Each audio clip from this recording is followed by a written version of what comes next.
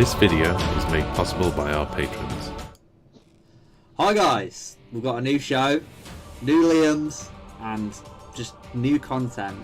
It's been a long time, well not a long time, but it's been a little while, probably about a couple months or so. But we're going to do a lot more content, as you can see.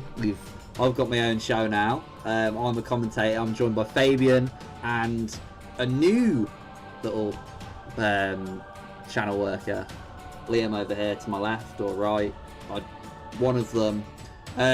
So Liam's basically come onto our channel. He's going to be working with us a lot more, and he's going to be doing a lot more of the competitive backgrounds.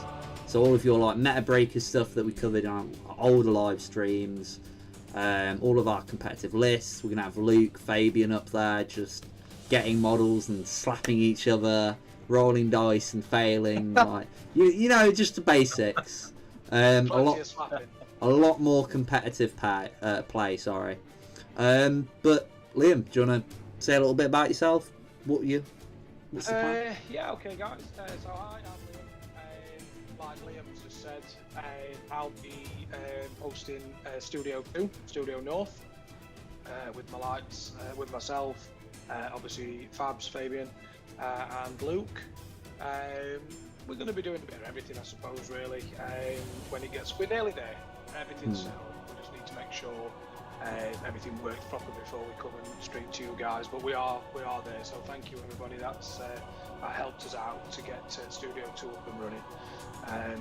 Yeah, like I say, it shouldn't be long now. We're hoping in the next week so we can get us first bat right out and show you guys what we're going to be doing. And it's like we say, it's probably going to be looking at doing Phil, Jack and Liam. They'll probably be doing more fun stuff, and we'll be doing more competitive looks, especially when likes of Fabian and Luke are playing. Obviously, I'm not much of a competitive player myself. I'm more of a do you call yourself a competitive painter? I go for more painting than 5 and O's like Luke and Fabs. So yeah, you're more of a hobbyist than gamer. Yeah, I'm more of a hobbyist. To be fair, like I say, I try and get painting noms. To be fair, that's what I go to when I go to a tournament. That's my number one. That's my 5 and 0. So hopefully there'll be some nice armies on the stream. Like I say, some good things on there. Not sure. I think me and Luke mentioned we were trying to do one probably next week, or either this week or next week. So hopefully you'll see the new Deepkin. We're looking at doing the new Deepkin book. So anybody that's interested in Deepkin, tune in. I'll probably be playing them. Are we going to see a lot more eels? No, it'll probably be more sharks, to be fair. Sharknado 3. Yeah, shark and turtle, I think, is looking good at the minute. So, yeah, we'll see. We'll see which way we want to go for first wrap. See what Luke wants to do. So, if you guys haven't already guessed, Liam's into his Idenef, and he's got a beautifully painted Idenef army. But it's not the only beautifully painted thing he's got. He's got a load of orcs and a load of other bits and bobs. But it's sharks, everything looks amazing. We'll try and get some images of your army and put it on the little webpage, Discord, all that lot. We've got Big Tom in the chat. We've got James Dean. We've got Coleman. Everyone's Liam's there. James Dean, that's amazing. James Dean, one of my favourites. There we go. Hey, you don't look like him. Yeah. I've got to be better looking. Poor James Dean's dead. I've turned down the music now. It's all sorted, I think. Let us know in the chat. This is still very much like yeah, I've got music on the background. I'm very much like testing settings, seeing what's going on. Like the stereotypical. What kind of operation is this? It's not like hard dubstep or anything. It's just like our usual YouTube channel stuff. But yeah, what's going to go on is we're going to do Wannabe Weekly once a week, maybe more depending on how much news we get. I'm going to try and push it to at least 2 a week when I'm like fully comfortable with doing this and like guarantee the stuff and all that lot. Probably start doing some more hobby hangouts with me and Liam whilst we're painting. Do some like long live streams, say a couple hours a day, just working on what we're doing. A little hobby update. Fabian will probably be around showing us how to do the dinosaur with his whole Seraphon army now. Oh, But that's just the power! the whole Stegageddon's in flow. They called me a madman in that one Meta Breakers episode. Now look at them. Called me a fool. But where were we? That's just sort of channel update. Phil's working a lot more, so we've took it on ourselves to get a lot more content out for you guys. That doesn't mean Phil's not going to be like doing stuff. He's going to do a lot more like live streams in the future. It's just when his job settles down. But we'll see a lot more fluffy live battle reports at Phil's with me, Jack, and we'll try and do some more content orientated around here. But a lot of it's going to be gaming of meta breakers and competitive lists at Liam's up Studio North. But let's get into it. Let's get into what this show's about. It's going to be talking about the new rules for AOS that are coming in live next week, are they? Like, we've had a glimpse of them today of what it's going to be like with Predators and Prey, with certain units getting like points allocated to them for killing that specific unit. And then we'll go on to the new Beasts of Chaos update and how everyone's finding them. So let's see if this works. We're here. We're on the community page. So obviously Warhammer communities are a little outlet for all the news and stuff. What have we got here? I'm trying to hear that. James Dean is, I really need £1 every time I hear that. I would never work again. Alfred Household. Yeah, I've seen that. Nice one, James. Where was I? I keep on getting It can't be that much then if it's a quid. Jesus. It's a bit dear, isn't it? Is that including inflation as well? Is it? What? I think everything's going to go up. So by the end of like the year, it'll probably be a £5. Yeah, probably, yeah. But the post is, will you become Predator or Prey in the latest Warhammer Age of Sigmar Battle Scroll update? So they did this little like segment on Warhammer community, just all the like, it's an update essentially for this season. What would you call this? Just a generic battle tome not battle General's Handbook update. Yeah, I think it's just an update really. I think what they're trying to do is probably mix it up a bit so it's not just not stale, but like so it's not just to spice up the meta. Yeah, that's it. I think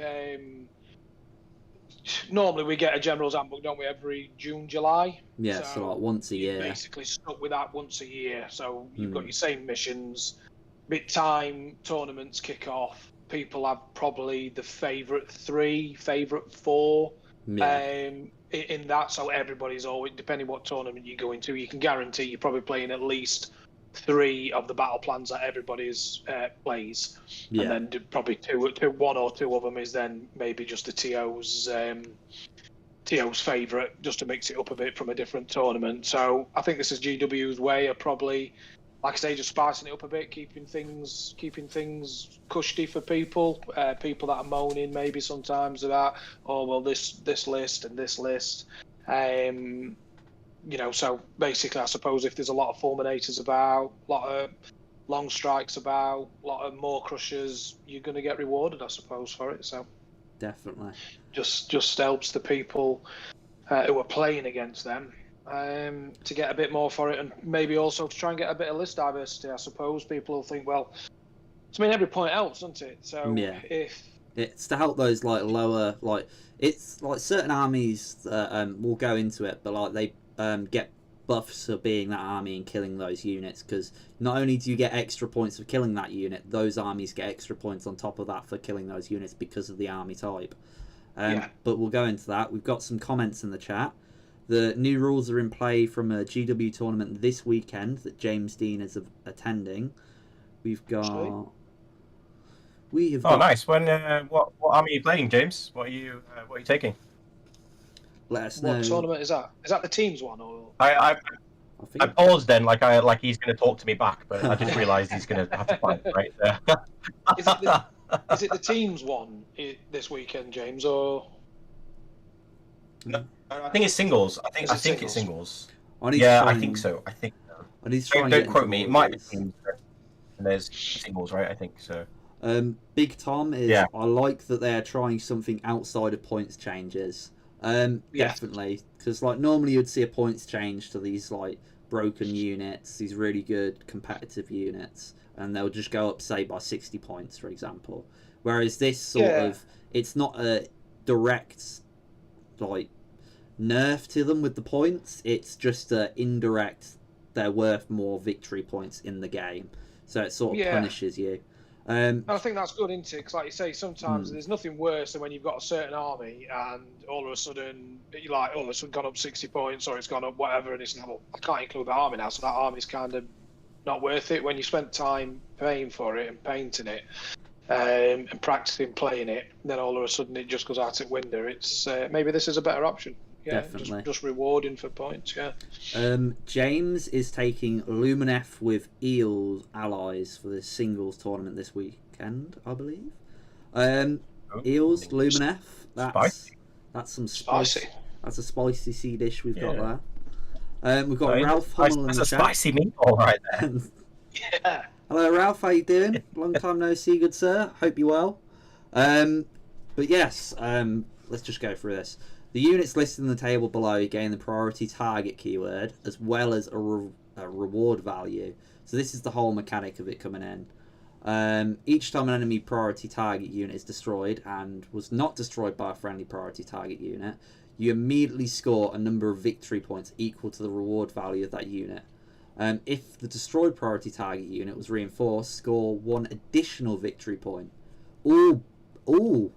So, like, those big blobs of, say, Fulminators, for example, which are one of these prime units.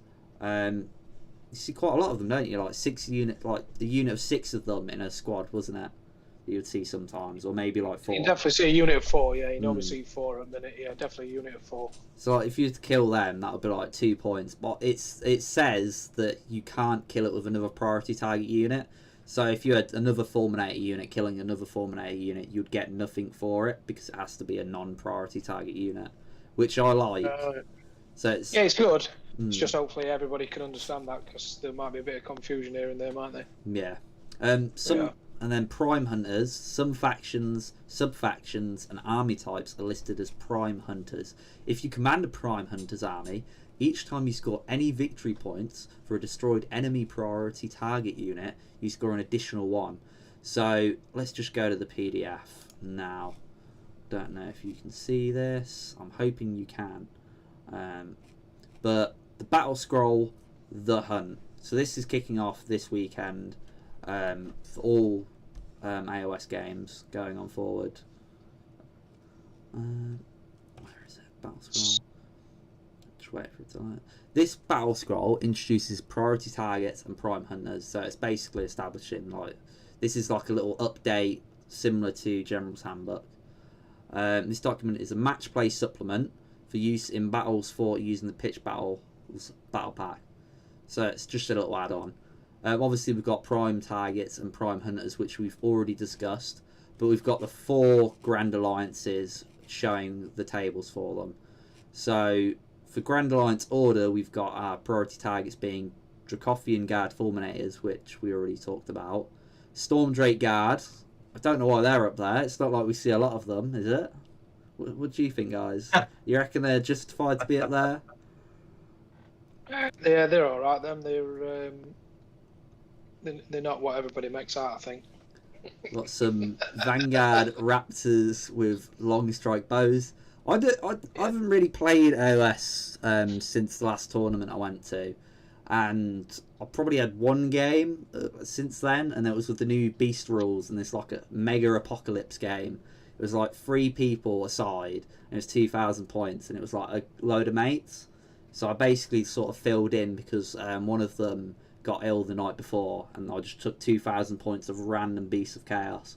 It wasn't even like a good list. It was just testing out the new rules, stuff like that. But it was a jolly good time. Yeah. I'll go into it like after we've got all the main. You're pretty good. I mean, obviously, me and Fabs were at Slaughter a couple of weekends ago. Obviously, I run Slaughter. Fabs were playing. I think that is. I believe, I could be wrong, but I think it's the biggest tournament so far this year, which it normally is. It's normally, obviously, we run it in January or February, so it's normally the biggest one of the year. to start with. And there were quite a few long strikes and fulminators and dragons there, weren't they, Fabs? Yeah, there were quite a few. We're probably best off just reading through it all, and then we'll go back through it all, eh? Like Okay. one by one. But there were quite a few of everything that's on that list in order. Well, in all of them actually. To be fair, talking about it. But yeah, massive changes.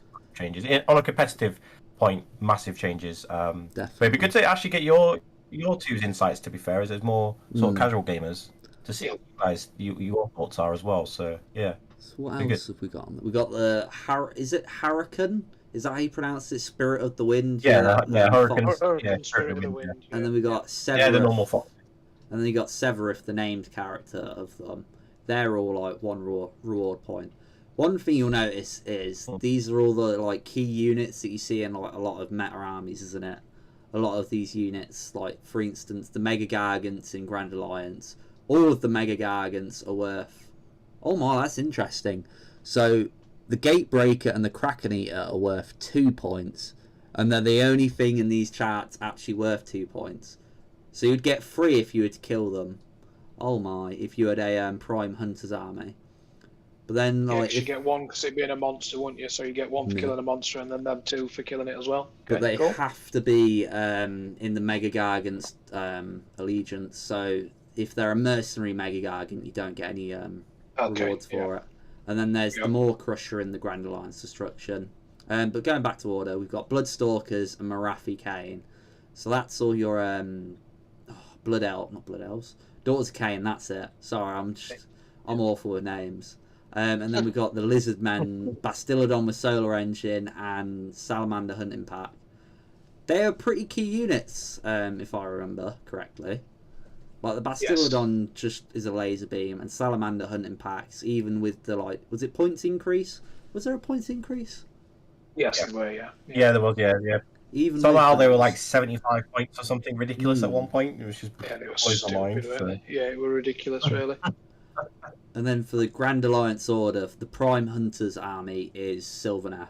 So if you have any Sylvaneth, like as long as you got the Sylvaneth allegiance and you kill any of these models with that with your army, you get an additional point on top of the reward points that you would get for killing that unit.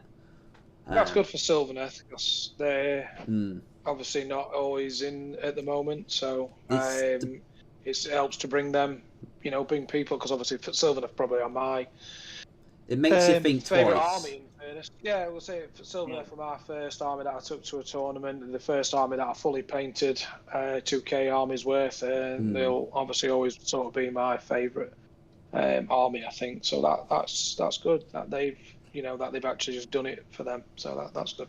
It's really nice because it brings those like more obscure armies that you wouldn't necessarily see in these high-end tournaments. Yeah, it could help Phil as well, because Phil likes his Sylvaneth, doesn't he? So when he's playing and losing against Jack, he can. Well, that's the thing. Yeah, he might get a few more points. what you see in bat reps is like not Phil at all when it comes to Sylvaneth. Like when you actually play a game and he's not got the worry of like everything going wrong on a live stream and like all the stress of that. I've never seen him lose with his Sylvaneth when he's like that. It's scary because he like possesses his dice or something. It's insane, honestly. And then the Prime Hunters units for Grand Alliance Destruction are Gloomspite Gits. I think they needed that, definitely. Yeah. Because you don't see them nearly enough. Which is a shame, because they've got a really nice range of models. I think Phil's got a Gloomspite Gits army that he needs to get painted at some point. That's what I tend to find, though, with GW.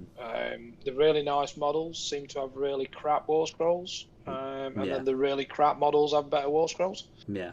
So, yeah. And then we've got Orc War Clans, specifically Bone Splitters. Bone Splitters... I'm surprised at that. I'm not, because Bone Splitters don't really have models to get rid of these high-end units. Like Dracothian Fulminators, they're not monsters as such. Like the only things you could probably throw into them Bone Splitter-wise are big stabbers and maybe a big boss. And obviously the spells. But like to kill those units, it's a lot of hassle to do so. But like against Mega Gargants, they're probably the best for getting rid of Mega Gargants because of all their buffs and stuff. Like a unit of big stabbers, like a big old unit of them, and then like supported fire with bone splitters, like arrows and ball boys, stuff like that. Like probably take down a Mega Gargant. Like they ain't the toughest, but they can like do a lot of damage to monsters. But that's like Grand Alliance Destruction Order there. I do think there is a list for bone splitters. Really, I know I've spoke with Luke about it, and I think there is something there. It's just probably finding what it is. Hopefully this helps now with this new like rules add-on. We've got Big Tom in the chat saying, I'm at a 2-dayer in Liverpool. Oh, the hounds. Oh, Leo, calm down. The dogs have spoken. Let me just mute for a second. Oh, I'm just going to do this. You carry on talking about the rule set. Hey, mate, yeah. Where's Fab's gone? Yeah, yo. So, I was waiting for you to go through it all, but okay. So in order, it's massive. In a tournament perspective, it's absolutely massive with order, which I think we'll probably spend the most time with over. But we'll just quickly go through destruction. On a competitive level now, Gargants are like it's kind of game over for Gargants, I would say, on a competitive level. Purely because I say game over, but I'm talking about the 4 Mega Gargant lists. So the ones that have been pretty prevalent everywhere. I think it's changed over now to Kragnos and to Gatebreakers is what you'd normally see. But with those Gatebreakers now, if they get killed by a non-priority target, they're now offering off two victory points plus the 1 for being a monster. And what I've worked out is if you can kill. Not potentially in like Mega Gargants, for instance, but I'm talking about a reinforced unit. The max you can score, including getting your battle tactic, is 8 points with from a Prime Hunters unit. So that's 1 turn you can score 8 points, killing one of these units. So when people talk about like updates and everything else, I think this is a great change, and I think that GW can potentially just say if they. For instance, Dracothian Guard, for instance, if they're like, well, actually, they don't care about the points. So I'll tell you what, we'll tweak it. So it's now going to be 2 points per unit. And all of a sudden, your competitive players are like, that's 4 points for reinforced, for 4 Fulminators. I don't think I'll take those now. I'll take something else, if you see what I mean. So it's very easy for them to, just add the points. And it's good as well because people get to play with their toys. So they don't just like, definitely. You've got a 2,000 point list and something goes up by 10 points, all of a sudden you can't take that unit anymore. And I think this is a great workaround to stop the feel bad of people that pay money for the models, they paint them and everything else. And in a competitive setting, I think this is absolutely great. It's absolutely brilliant. At any point they can just be like, okay, we'll up this a point, we'll down this a point, and they've actually said they're actively going to be doing this. So every couple of months they will be looking at it and the competitive scene. So it's great to see that they're involved. They're looking at the competitive scene. They're looking at models, and they're definitely looking at it, which is great. So definitely, normally beforehand, I would say they've not really been active as much, but they've been way more active nowadays. So it's absolutely brilliant to see. They're more involved, and I absolutely love this. It's a great start. It's a great way to do this if you see what I mean. So the meta sort of ever changing and always interesting, which I think a few of our mates, for example, have lost interest because it's been the same meta for say a year, and then as soon as a new one comes out, they play that meta, get bored of it within 3 months, and then wait for the next one to come out. Whereas this, you have a constant re-energizing of the actual meta, reshuffle, and then you have new armies you might like the look of that you might have to dabble in, for example. Yeah, it's like for sure. Fabian said, it's good.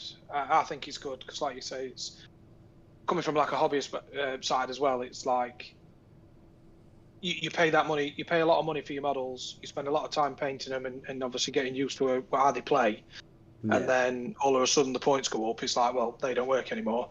It's like Fab says. So doing it this way, people might still want to take those models for a small penalty of just obviously taking the points, taking a point.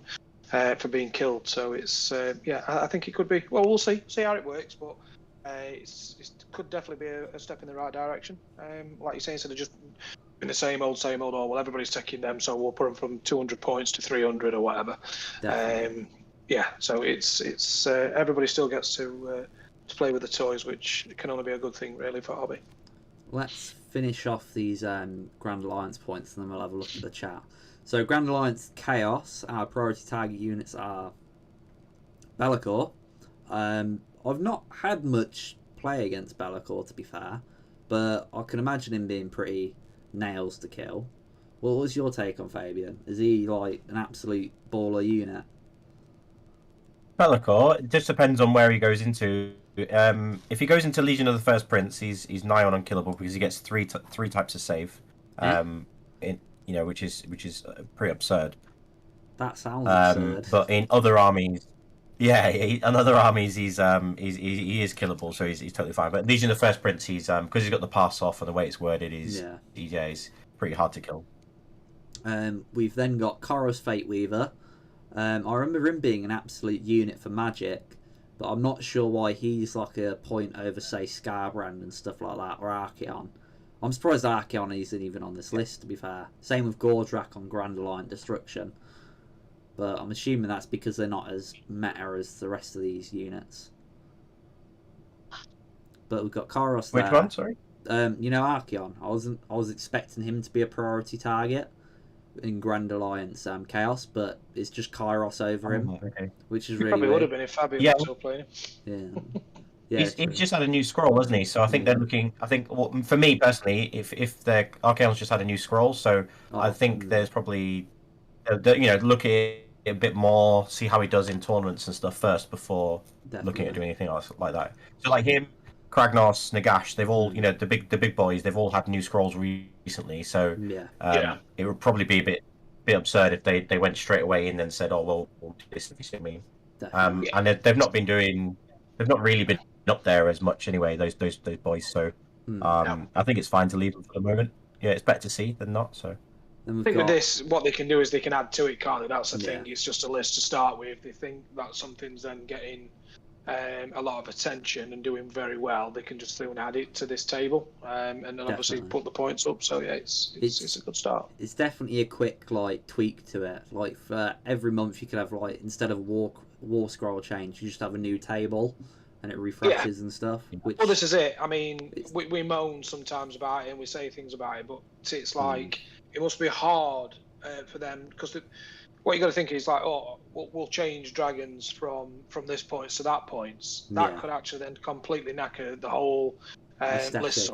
So it's like, exactly. So they've got to work round like, oh well, if we put this up, that puts it. If we put these up 5 points, well, actually, you're not just losing 5 points because that 2,000 army goes to a 2005. Yeah. So by doing that, that means they have to drop a unit. So then they drop down to like 1880 or something like that. So then you can't fit anything else in. So it's a fine margin when they have to do point scaling. So it must take some doing to work through. So by just doing this.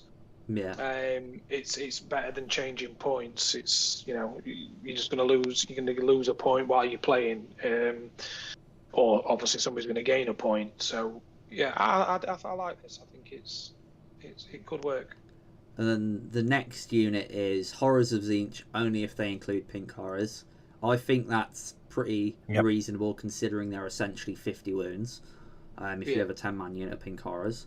And then Slaves to Darkness Demon Prince with Mark of Khorne, the one that just halves movement and running in charges, isn't it? For a command point. Yeah, it's nice to see him on there. It's just you got to get to him to do it to start with. Definitely. And then the Prime Hunters for Chaos are Head Knights of Slaanesh and Skaven. I know Head Knights have had a newer book in comparison to AOS, but they're not at the same level as other factions, as some people might notice. My whole pet peeve about them is the whole slangors. I was thinking they'll be amazing. The models were amazing, and then I look at the War Scroll and they're like nearly the same points as Zangor Enlightened on disc, and they don't do nearly the same amount of damage. or movement or anything. Typical Beastman player. Jesus, you've just been given the world in a White Dwarf, and now you're moaning about Slangor. Come on. I am an all herd sort of guy. I need every gore in my army. And then Skaven, because like S tier, and you're like, I want more. Give me more. Give me more. Please, Please, sir. More cogs. More cogs. More. We've got Skaven though. Skaven definitely need this. Skaven's an interesting one. Yeah, I've got like the idea of Skaven. I've got a whole Skaven army at Phil's that I've never played with. I painted it in a week. Yeah. Sent it to Phil's, watched some bat reps, cried to myself because I painted like 6,000 points of it. It was an absurd amount in such a short time. It was in the first lockdown. I burnt myself out completely for at least 3 months of hobby. But I did like Stegodons and a whole Custodian army at the same time. We got like 6,000 points of Skaven, 2,000 points of Custodies, and 1,000 points of Seraphon done in 6-day period. And I was shaking. You need a TV. Prime hunters for Grand Alliance Death is Nighthaunt and OC Archbone Reapers. Interestingly enough, they haven't got reward units. But mind you, there's not a lot of big stuff in the undead, like battle tomes, like Terrorgeists, but you don't really see them that much. Zombie dragons are a bit. I think it's fine. I think it's fine. Like the only thing that comes to mind straight away, you'd say Nagash, but like it's the same reason as I said earlier. He's just got a new scroll. Let's see how he goes. It's not exactly tearing up the tournament scene, so I think it's fine. I think it's fine to just leave it as it is. And then Nighthaunt needed a little bit of help anyway. And same with Bone Reapers. Bone Reapers have dropped off the meta really. I think only really Owen Jackson played them for a little while, but he's moved over to Soulblight Grey Lords now. So I think it's fine for those two. The two interesting ones that I can see straight off the bat for Prime Hunters, talking about those two, three I would say, is Bone Reapers for sure. They look really interesting, and they've just had a White Dwarf. They've had a White Dwarf update as well, right? Well, not recently, but they've had one, so there might be some nice little surprises there.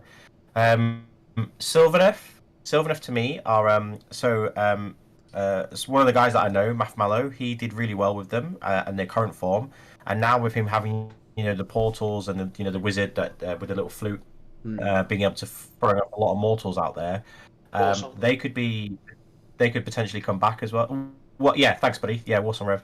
And then Skaven as well. We could see potentially the return of Storm Fiends potentially with this because, right, they're going to be. They're a prime hunter, right? So being able to bridge them over, shoot something, and then come back for a portal, whatever what they're doing as they used to be. So that'd be interesting. That'd be nice to see. Nice to see more Skaven on the table. Definitely, it'd be really nice. There are some out there which I don't think you could do much with. They're probably just waiting for a new book or something eventually. But it's nice to see. I really like it.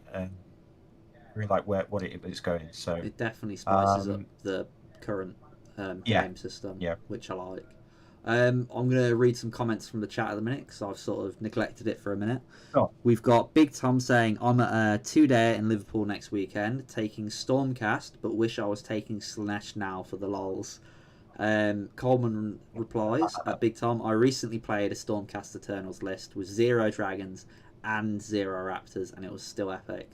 I mean, there's a lot of nice options with Stormcast. I think I've got my Spartan Stormcast army with just a random Mega Gargant that's like a, the statue of Rhodes and the whole Greek mythology about a massive statue coming to life. So my whole basis about allying in a Mega Gargant is that it's a giant statue that they sort of just came alive and it started following them around like that lost brother. But I'll get onto that another time. Big Tom Coleman, it's just a lot of chit chat between Big Tom and that. Ralph says, love the pack, talking about guest dogs. That's when the dogs started barking. A lot of Annihilators and Vindicator talk. Coleman says, at WargamerOnline, but remember, only 0.5% of AOS players go to tournaments. That's potentially 99.5% not really caring about what we're talking about in the meta much. Melchoruse, Yeah, but you got to remember that this is a Mm. match play supplement, isn't it? So Yeah. this really does affect tournaments. So that's why we're talking about that as Mm. such. Whereas if you're not really going to tournaments or something else, there's more ways of playing it in the book, or you don't really have to follow the rules. You can just do what you want, really, can't you? If you're playing on your tabletop.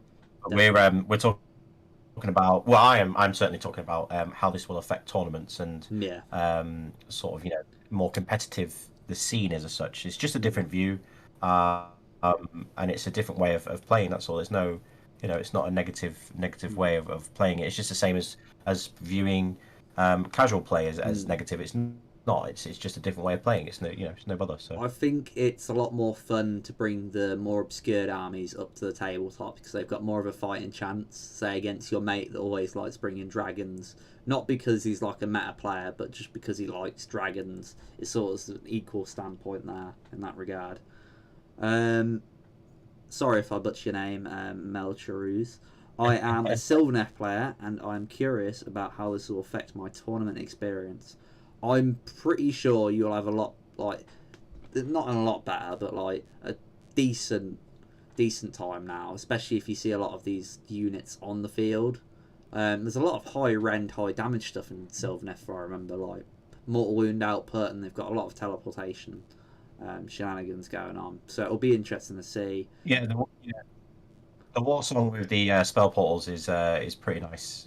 That's what Mathmelo was running, and he had the big lady on the beetle as well. I can't remember her name. Alariel. From me, but Alariel. Yeah, Alariel. Yeah, Alariel. He had an Alariel as well. So yeah, I think there's some play. I think there's some play in Sylvaneth. You just got to know all your rules and do it off by heart. But I think you've got some nice shenanigans in that Sylvaneth book now, and getting extra points for killing these units. I think you can. I think you've got a good chance. So I like I said, it was one of my 3 picks that I had for the Prime Hunters being really good, and that sticks out to me. Sylvaneth really sticks out to me as one of the ones. You were running Prime one Hunters. of my. You were running a good list, Matt. You were running a similar list to me. Yeah. I had swords, 6 sword hunters, where he had 6 bows. Basically the same list. Yeah. War song, Galarial.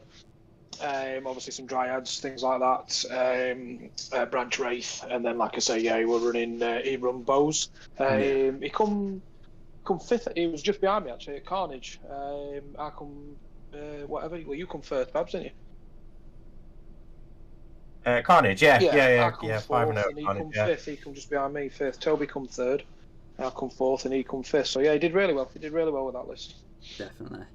We got Big Tom saying it's going well. Some great insights so far. I'm glad you're loving our brainstorming. Some channels just list the news without analysing it with their own opinion, but you guys are smashing it. That means a lot because this show has literally been thrown together by me and a little help by Phil. But it's nice to see that it's sort of working. We've got a little bit of chit chat between Coleman and Melcherez again about Sylvaneth. Def hasn't got any proper NPE units. I'm just very slow in that. Unless we're going to specifically list 60 zombies. Is 60 zombies OP? Is it unkillable? No. You can like I'm playing in a TTS tournament at the moment in Release the Beast, and I've played against 2 Soulblight Gravelord players so far. Now zombies, they just don't have a save. Like they just have a 6-up save, but it's very hard to get 60 zombies, within 12 of a hero or a gravesite, for instance. So you can, like Sylvaneth, they have a lot of shots, X, Y, and Z. You know what I mean? You can do a lot of damage and wipe out zombies. The problem you've got with Soulblight Gravelords is the gravesites. A very good player will put a gravesite, and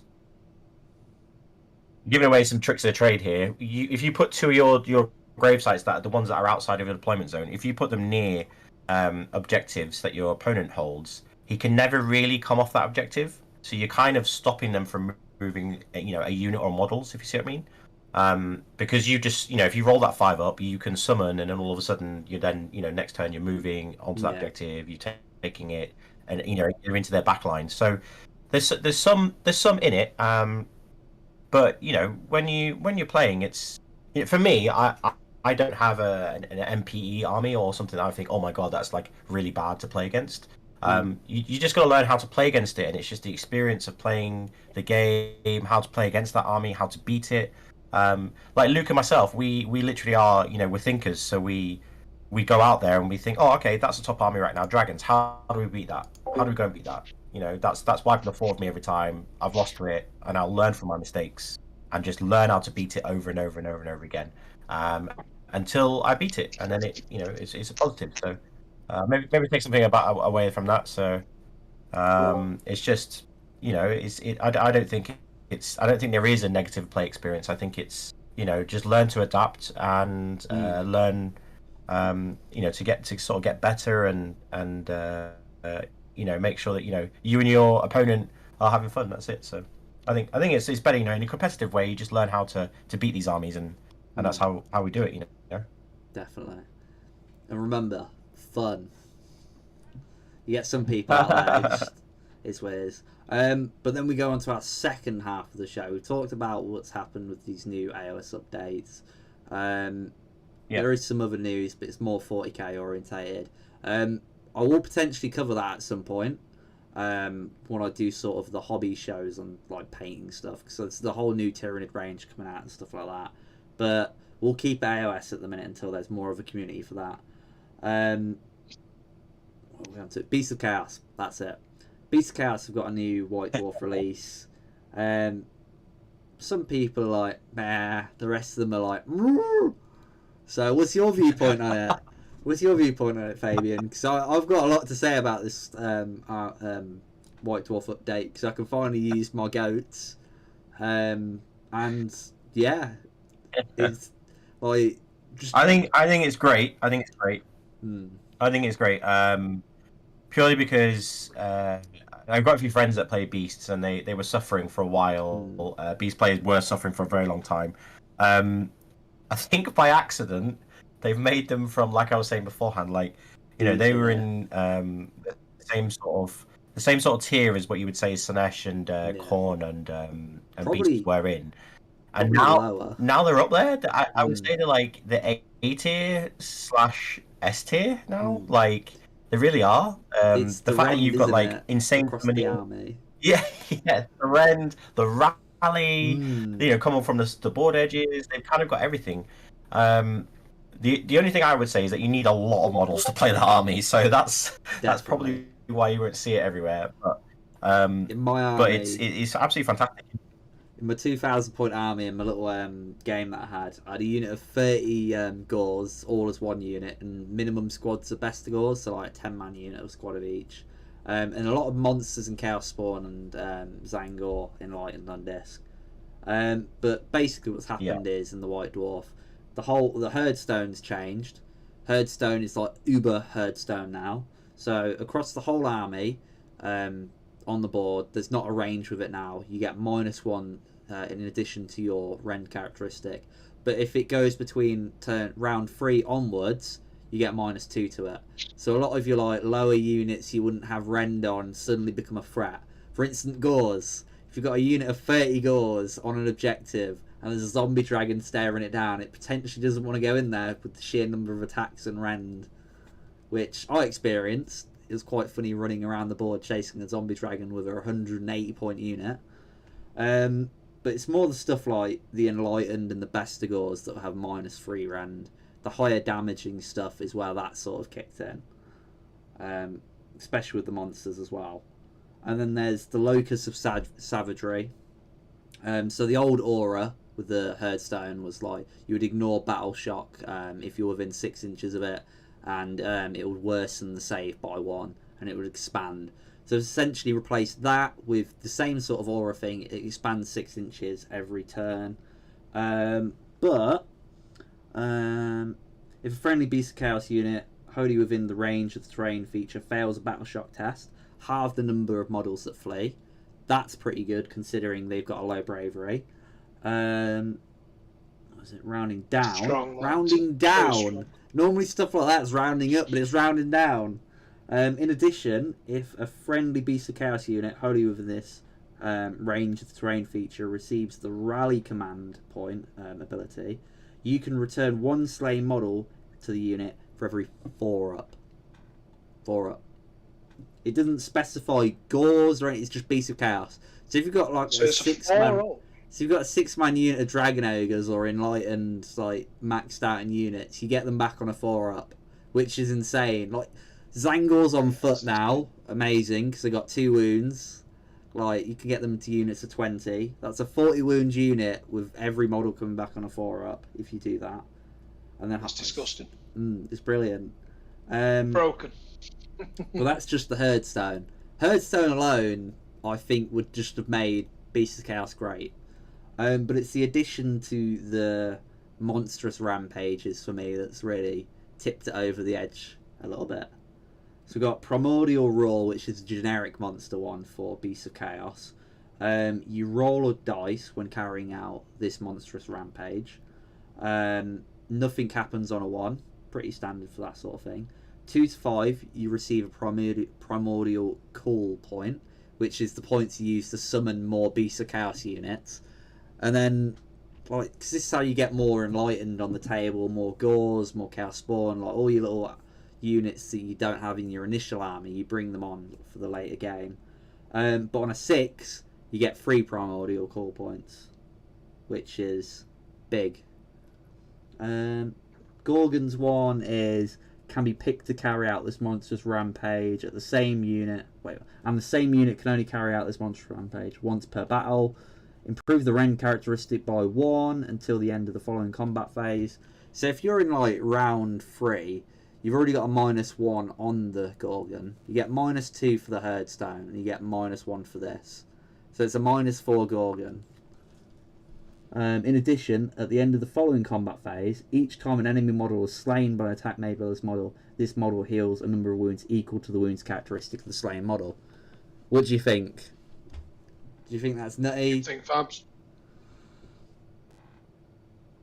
Go for it, Liam. What do you think? Well, I think it's nutty, but yeah, I think it's. I played. Obviously, I played a game last night down at club, and my friend is a massive Beast of Chaos player. He's been waiting for these to come for some time again now.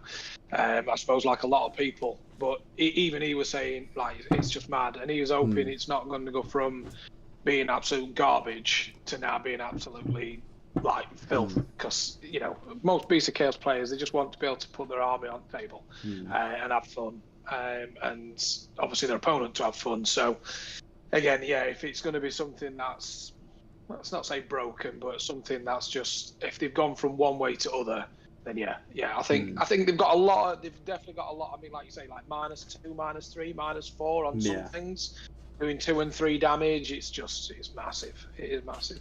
It's just made the whole army so much more just better at playing. It feels better. Like playing that one game the other day after playing Beasts of Chaos at their low felt great. Just seeing people scared of goats. It just brings greatness. Well, what do you think, Fabs? You're the top tier player. Is it something you're going to look at? Yeah, so like top tier. Shut up. There's a lot of excitement on the tournament scene, I think, for goats. And like I said beforehand, it's great to see them back. You know, I'll never begrudge anyone like playing any army that's great. You know, it's their time to shine now. I think it's absolutely fantastic. You know, we practice games where there's like literally a couple of shag-offs and everything else is Dragon Ogres, which is absolutely fantastic. I'd love to see that on the table, by the way. Just like I don't even know how many it is. It's like 30 plus or something ridiculous Dragon Ogres. However many you can fit in 2,000 points after having 2 Dragon Ogre shag-offs. And then we're seeing mixed beast lists that I've seen over in Australia. They've had a couple of tournaments. I think it was just this last weekend actually. Vic GT. A couple of big beast players played over there. That was absolutely fantastic to see. Lots of Bulgors. We've seen Las Vegas Open. They've had loads of Bulgor lists and all sorts going on. So it's great to see beasts back on the meta. I think they are very, very strong, especially with the rend increasing. Is it round 3? I think it's round 3. Round 3 goes to -2. -2 for round 3. -1 for round 1 and 2. But the thing that gets me is it's the whole board. There's no aura. It's just everything on the board. But it also means that there's going to be a lot of key players getting their monsters and destroying the herd stone a lot sooner than you would help. So you've got to screen it, well. Is it board wide as well, you say? Yeah. Yeah. That's the insane part about it. Like, you'd expect it if it was like 24 inches. Last night, yeah, he was still playing it as he got certain it were in inches. So it was like 12 to turn 1, and then went up to 24 and then 36. It's the whole board. Right, I thought it were the whole board, yeah. but like I say, I weren't 100% sure, and he was like, "Oh no, it's 12, then 24, then 36." I'm like, okay. But it's just the render. Oh, let me just. There we go. You alright? I think his dogs have started. Dogs are being plain again. That's all right. Dogs are dogs, aren't they? Yeah, I really like Bok. I like the rent they've got and the rally. You know, you can retreat back to the headstone and start rallying on 4+. It's I really like it. All of a sudden, like I said, Dragon Ogres, which no one you saw. You didn't really see Bulgors that much. And now all of a sudden, I think you're going to see Bulgors and Dragon Ogres and loads of just stuff on the table from Beastmen. There's going to be like hundreds of models on there, and you're going to be like, "What is this? I can't get through all this." It's brilliant, honestly. It's the fact you can just bring back stuff on a 4-up now. The 30-man blob of Gores, the cheapest screen in the whole, like, 'cause that's all I used them for before as a screen and to get objectives. They just kept on coming back and doing damage with the rend. It was the consistent -2 to the rend after round 3. It was great. Zangor Enlightened are definitely a key unit in the army. My army's literally all herds, so I've got mixture of Dragon Ogres, Bulgors, Chaos Spawn, Gores, Bestigors, Ungors, Zangors, Slangors, Cockatrice.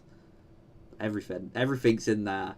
Jabba So Slife, you're not true Bocker then, are you? If you've got Zangors, are you? Hey? I am an all herd, sir.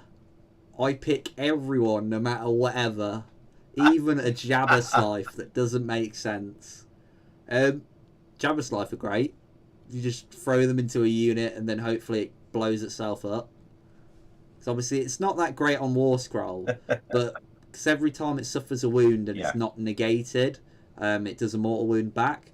But then, if we go to the primordial monstrous rampage thing here, where is it? So only a Jabba Slife can be picked to carry out this monstrous rampage. Pick one enemy hero within 3 inches of this model and roll a dice. On a 1, nothing happens. 2 to 5, worsen the save characteristic of that hero by 1 to a minimum of 6+, which is pretty good because it's not necessarily a rend; it's a worsen the save. Until the end of the following combat phase, if you roll a 6, worsen the save characteristic by 2 to a minimum of 6+. Pretty tasty. But the whole mechanic with the Jabba Slife is it's got an ability. I can't remember if it's on a 3-up or a 4-up or something like that. But every unmodified hit roll of an attack that you do against it, you suffer a mortal wound. But here's the kicker: it adds 1 to the attack characteristic of that enemy unit. So what it does is it entices you to actually kill the Jabba Slife and do a lot of mortal wounds back to yourself. So a lot of those like big attacking units, or big like 12-man ogre units, for instance, my mate Toby had. If my Jabba Slife had got in there rather than getting shot down, it would have done wonders. Big units like what's got a lot of attacks these days? Zangors, stuff like that. It's the one unmodified ones doing mortal wounds. It's the exploding hits on mortal wounds, and it can just mess up heroes and wizards because it subtracts the bravery and stuff like that. It's not the best monster, but it's one of those monsters that you do as a sacrificial pawn sort of thing. It's 185 points, and you can get it back for like 9 depravity, which is pretty quick to get in these times. I think the maximum return you can get is 7, and then turn 2 you can get 14, which is like you can get a Gorgon at that point, which is pretty nice. There's even one for a Cygor and Chimera here. So the Cygor one is Devour Spell. So you can pick an endless spell. If you roll 2d6 and it exceeds the casting value of it, the Gorgon eats it and heals the number of wounds equal to what you rolled. which is pretty interesting. That's a decent use of it now. And then we've got the Chimera. Only a Chimera can carry out this monster's rampage.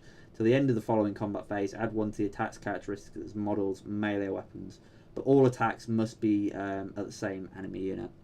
So I remember correctly, the Chimera's got like 6 weapon profiles or something like that. 6 or 5. 1 for each head, 1 for the tail, and 1 for the claws and stuff. And especially with the rend as well now.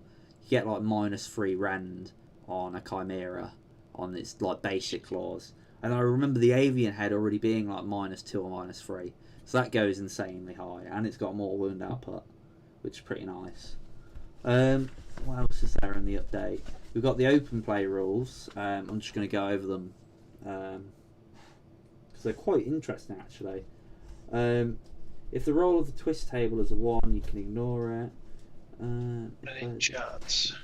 So you've got an open play battle pack. Players using Beast of Chaos can use the following rules in the battle pack. You can ignore the no twist result. Blah, blah, blah. If both players roll a twist, I don't know what any of that means. So Beast of Chaos twist table, Murder of Crows. During this battle, unit champions cannot issue inspiring presence. Okay, that's pretty interesting. Inspiring presence. Ruinous Rampage. During this battle, players can carry out the same monstrous rampage with different monsters in the same phase. That's pretty interesting to say the least. Especially like in certain, like, 'cause you get those certain battle plans that you have to do in certain match play events that are open play based. Beast of Chaos Ruse. Once per battle at the end of your movement phase, you can choose to call this wild. If you do so, you receive 2d6 primordial call points. However, after that, you've received no further primordial call points for the rest of the battle. That's pretty interesting, considering you can get like way more than that on average for the rest of the battle, so you can summon more. But it's one. I guess it's one of those like do or die things in one of the later rounds, I guess, after you expunge them in open play. But if we go to match play now, grand strategies. You after your army's picked, you can pick the grand strategy here. The Way of the Beast. When the battle ends, you complete this grand strategy. If there are no enemy units within 9 inches of your herdstone, and it has not been picked by a successful smash to rubble monsters rampage. So it's essentially protect the herdstone at all cost. That's pretty interesting, considering you can have like Chaos Spawn screening it. Like, it only costs like 3 primordial call points for a Chaos Spawn. You get loads of them on the table just doing like 9 inches away, 3 inches. Like, well, definitely do something there. Battle tactics. There's Beast of Chaos specific ones. You've got In the Shadows of the Herdstone. Pick 1 enemy unit within 9 inches of the Herdstone. You complete this battle tactic if you destroyed it. It's not hard now with Beast of Chaos with the Rend. Fury of the Wild. You can pick this tactic only in your first turn. You complete this battle tactic if the model picked to be your general and two or more other friendly Beast of Chaos units within 3 inches of the enemy unit until the end of the turn. So you just go crazy with the general and 2 other units. And then Wrath of the Warped Wilds. Pick an objective marker controlled by your opponent. You complete this battle tactic at the end of the turn if you control that objective and it is contested by any models in your army that were summoned with a primordial call point trait. So it's for those like end like objectives on the player's board where you summon one on, take an objective off someone by an alpha striking unit. For example, Bestigors coming on from board edge from primordial call points. They charge in, like contest and control the objective, which wipe it out. So that's pretty interesting. They've got stuff like that now. And then it goes on to the Path to Glory stuff, which I'll probably cover at another point. I don't really play Path to Glory, and I wouldn't like know how to get my head around it. So I'm a fickle human being. But that's the update for Beast of Chaos. I know there's a lot of units that are better than others, but the whole army as a whole has just gone crazy moo moo cow. To quote one of my earlier Definitely a lot. Definitely a lot better. It's gonna. I want to see a lot of Gors. Honestly, I want to see an army of just Beast Lord, maybe some Tuskaror chariots, Bestigors, but a lot of just gauze. I'm having a lot of voice cracks now because my voice is going. This is the most I've talked in a long time, especially with one of these sorts of shows. Best of gauze, 100%. Definitely best of gauze. Bull gauze? I need to get some more bull gauze. I've only got 3. Ooh. Slacking. I know. Slacking. You need at least 12. I know. I've got like the old metal dragon ogres as well. I've got a lot of the old metal, like, you know, the fantasy battle gauze and stuff. Got a 30-man unit of gauze them. Ungors with spears, the little imps. Dragon ogres, the old beast lord with the weird, like, skinned dude on his back. Stuff like that. And the old Bray Shaman that's literally like a little goofy goat that's like, yeah. But yeah, I've got a lot of stuff like that. I've got a herdstone. Stuff. But yeah, that's the main like sort of news, AOS related. Beast Chaos update, the new match play stuff. But that's just generic news. Hobby related stuff. What are we working on? What are we working on for the roundup, the end of the show? I'm working on Seraphon for Dixie. He's one of our patrons. I was basically got into the whole commission thing. I wanted to get into the commission painting side of it, just as a little like thing to get a little bit more money for models occasionally. So just as a tester thing, I did it really cheap. But I'm doing a Dread Saurian. I don't know how we can see it. Cool. Yeah, sweet. Right. Working on that. I've got some Beasts of Chaos.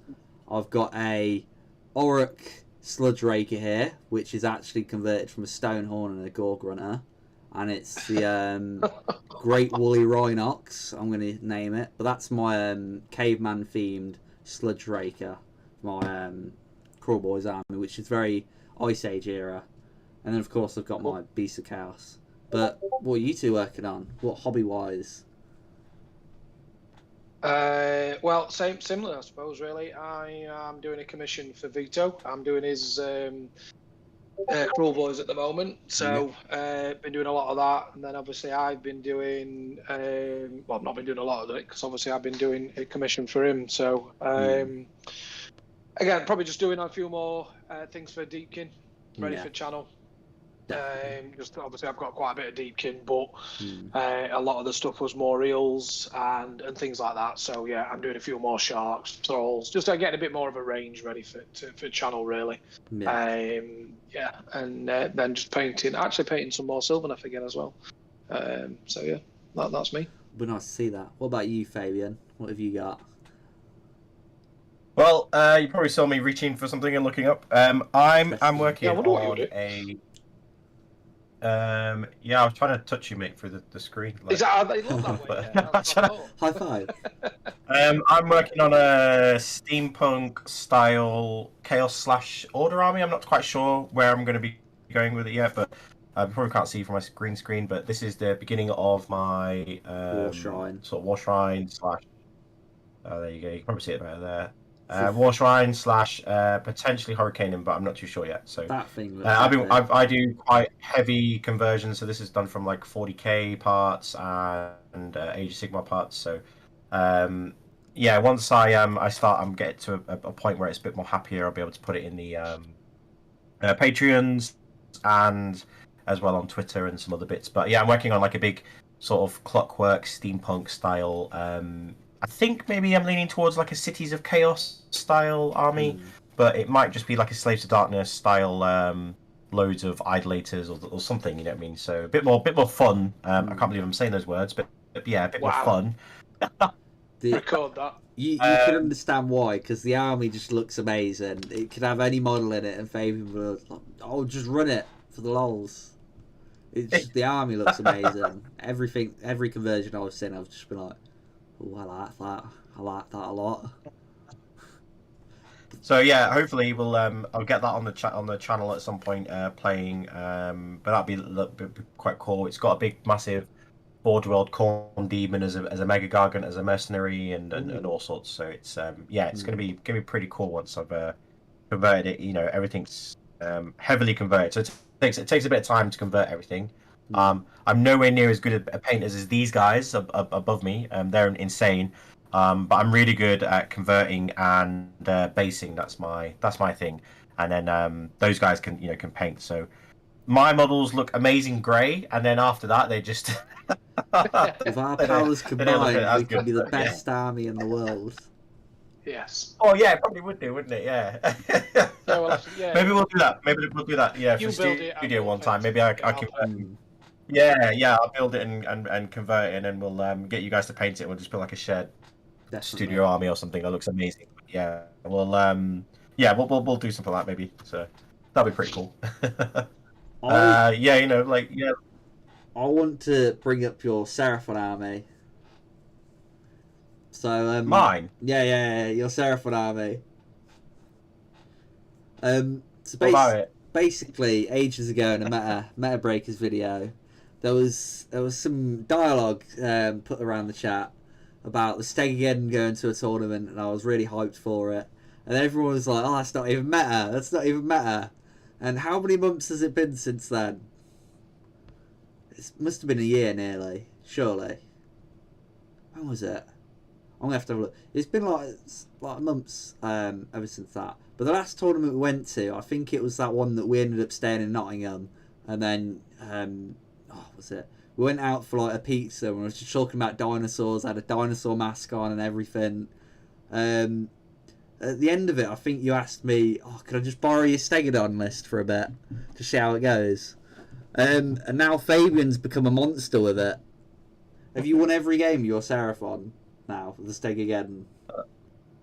Hello, Liam. I can't hear you, mate. Are you there? Hello, Liam. Liam. Must have gone. Can't hear him. The memeage is the winage now. That's my life motto. You rock up with a meme list, Beasts of Chaos, Stegageddon, they become OP. Maybe that's just who I am. They just follow after my rules. GW, if you're listening. What's next? What have I got? Yeah, it's pretty good. It's pretty good. It's good. It's a good little list. It's just the sheer I think you wrecked dinosaur. Luke with it, didn't you? On channel. I mean, I lost by 1 point due to one model because of the movement. But in one turn, I like blew up his boats, all his units inside the boats, and killed a few characters just with one engine of the gods going double Duke Nukem, which was pretty interesting because it hits everything within 12 inches and on a turret. It does D3 mortal wounds. That went off twice because of a Thunder Lizard. Oh no! But the whole army is just dinosaurs. I just need to have a look at my notes where we're at. Let's have a look at chat. Well, just real quickly for the guys, because we did say we were going to go over it, but I don't think we did earlier. Just like literally real quickly. So just going back to the hunt real quick. I've put in the chat already that it basically hits 6 armies, main armies, basically in the meta basically for tournaments. So if anyone's going to tournament this weekend or anything else, the main ones that it hits is obviously dragons. So dragons spam basically. So when they take units to 2 dragons, that hits. You get 1 point for the monster and 1 point for the dragon, and now as well, if you see what I mean. Yeah. The Fulminators, obviously, a lot of people take 4s, as Liam. Probably call you Big Liam and Little Liam now, right? So as Big Liam said earlier, the Fulminators, when they've you get extra points for both, for them being reinforced, which is really good. So it hits SCE and Vanguard Raptors. So everyone's been talking about Vanguard Raptors with the Holy Command, which they can shoot once in the hero phase and then once again as well. If you take those out, they are worth 2 points again. So it's it's walking victory points for people to get back into the game. Lumineth dropped off a little bit, but you have seen the foxes, which are blocking movement and stuff, which people get a bit frustrated about. So you can now kill those and shoot those off, and you get extra points for those. Marathi and the Bloodstalkers, again, Big Liam talked about that earlier on. Salamanders have been hit quite hard. They've obviously had their points increase, and now you normally take them in 2s, which is reinforced, so that's an extra 2 victory points. Bastillodons, I think you've seen that this has come off the reflection of Mike Stewart's list, where he plays double Basti and then 2 units of reinforced Salamanders. So that's 2, 4, 5, 6 points, victory points, just and then killing the 2 Bastillodons as well. So that's another 8 victory points just by killing those models, okay? And then the biggest hit I think that's been hit out of this is Legion of the First Prince. If we all look at that Grand Alliance Chaos table, every single unit in that Grand Alliance table is in the Legion of the First Prince list, basically. Yeah, good spot, Fabs, yeah. And whenever your competitive player plays against Legion of the First Prince, they always summon a unit of 5 horrors. Now those horrors start with 5 pink horrors, and now going to be worth an additional victory point for summoning those. So I think on a competitive level, I don't think they're going to be summoning horrors now. They'll probably go over to plague bearers and whatever, if you see what I mean. But it then helps other people. Yeah, there you go. So Toby and Steve follows as well. I think he plays. I think he knows. He's like one of the best players with it. So, so I think looking at that, it has hit, and it is massive for a competitive standpoint. So people that go into tournaments this weekend, I think people are talking about going to Warhammer World and stuff. If you see Legion of the First Prince, that's walking victory points all over the place. Gargants are walking victory points all over the place. So I don't think you can be, as worried about playing against these. And then really finally, really quickly, a tip for people that go into tournaments. Even though you are a priority target and you can't kill another priority target and get the extra victory points, there's nothing stopping you from taking that priority target down to a couple of wounds left and then getting a non-priority target, kill that unit. You will then get the point. All right? Nice That's a little tip for the guys that are going. Yeah, nice little tip that I go to the guys that are going at this weekend. I'm not going to tell you all my tips, but maybe we'll give one a video or something like that. So, but yeah, that's another one for you guys. Want a donation? Just go over some last little comments in the chat. Mainly the one where it emphasises me kicking Luke's ass. We got Big Tom saying, "Yeah, Liam wrecked Luke. Lizards versus KO. Luke was just in disbelief." Yeah, he was, to be fair. It was just the jammy dice rolls, because I was making everything. Luke was failing everything. And it was Jack rolling to a T, but I wasn't Jack, which was the unbelievable part. But yeah, I hope you enjoyed the new format of the show. We're going to be doing, as I say, try and do one of these a week. Try and push it to 2. Whether it's just me on my own, or with Fabian and Liam over here, or even Luke, potentially Phil. We'll just be going over the new AOS news, new models, stuff like that. Even if there's a week without new AOS news, we'll do like a hobby hangout or something, go with some nice conversion ideas and stuff like that. But stay tuned. We're going to do a lot more of this. We're going to, as we said earlier at the start of the video, we're going to have the Studio North set up real soon. So keep an eye out for that. We'll get a lot more meta sort of lists up there. And then me, Luke and Jack will keep the tamer fun list down here that will eventually become meta lists due to the grapevine of irony. But can't wait to see Fabs' steampunk on channel. Oh, I can't wait either. It's just, that'd be cool. Seeing it all, and eventually we'll have we can maybe have some of the top tournament players. I've been speaking to them already, and they're really excited about coming on the channel and stuff as well. Eventually, So you see these names sometimes, and you see them. This person's won a tournament, or this person's won a tournament or something, and it'd be nice to get them on. Maybe we do a video where they come on, and maybe afterwards or something, after they've done a battle report, talk about their tips and tricks and all sorts. And it's all about improving the community, right? So we'll try and get that on patron sort of stuff, because we haven't done a lot of patron content. And what we used to do with Bat Reps is we'll have an after thing where we'll talk about what went wrong in the game, what went right, talk about tactics and how you'd work the army in the ideal situation. So we'll try and get those sorts of we'll do the games to YouTube, but then we'll have the after game recap, the in-depth tactics and sort of with these sorts of players. And I would love to just have that on the channel, but we'll get there at that stage. It will take time, but we'll get there. We'll get there. But thanks Fabian, thanks Liam for joining on the show. I know it's been a little bit scuffed. I've tried my best with the format of the show. We've got to the news, got it all out there, and I hope you guys liked it. Don't forget to subscribe to the YouTube channel, add our Patreon. There is going to be some more content going up there soon. We do promise. And just stay safe. Have a hobby weekend and a Wannabe Weekly. Bye all. Bye Fabian. Bye everyone. So. See you guys. Bye guys. Thanks very much. Have a nice time. Until next time.